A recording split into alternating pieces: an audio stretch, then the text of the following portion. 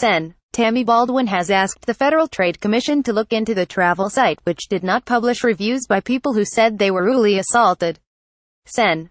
Tammy BaldwinCreditAlex WongGetty ImagesTripAdvisor should be investigated for possible violations of consumer protection laws for failing to post reviews from travelers who say they were ually assaulted at Mexican resorts, according to Sen.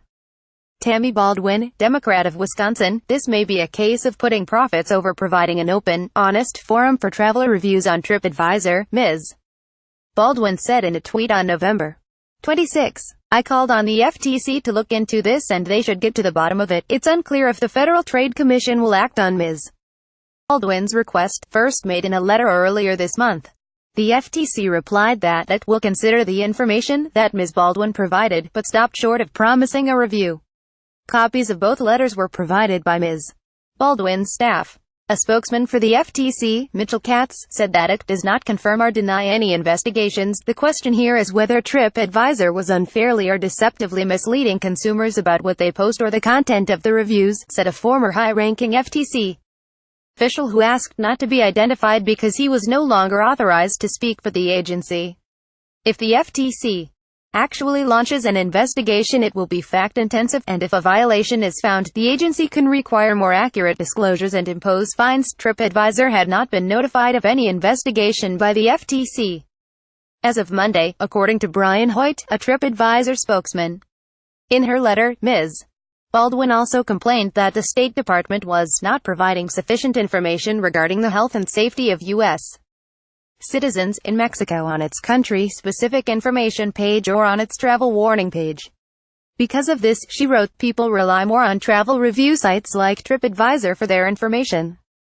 One of her constituents, Jamie Valerie, of Appleton, Wisconsin, tried unsuccessfully to post a review on TripAdvisor in 2015 alleging that she was ually assaulted at the Iberostar Paraiso Maya after she and her husband were drugged. Her experience came 5 years after Christy Love, of Dallas, tried to post her description of being raped at the same resort, only to have TripAdvisor repeatedly remove it. Their accounts, and others from people who complained that TripAdvisor removed their reviews, were reported in early November by the Milwaukee Journal-Sentinel. In the aftermath of the reports, TripAdvisor announced it would place a warning on some businesses for possible health, safety or discrimination issues. Since the first 3 properties received the cautionary icon on November 8, one other resort has been added, the Iberostar Paraiso del Mar in Playa del Carmen, Mr. Hoyt said. That is the resort where 20-year-old Abby Connor of Pewaukee was drowned after drinking tequila shots. Her brother, who was found unconscious in the pool, survived. Ms. Baldwin did not respond to a request for comment on TripAdvisor's new cautionary badge policy. About $1.2 billion of TripAdvisor's $1.5 billion in revenue in 2016 was from hotels. The money came primarily through click-based advertising, in which partners like travel agencies or direct hotel suppliers pay TripAdvisor for each click on the advertiser's site. The sum is determined through a formula based on an auction that allows the advertisers to have their hotel rates and availability listed on our site, according to TripAdvisor's 2016 annual report. Their hotel revenue comes from commissions through TripAdvisor's instant booking feature, the report said.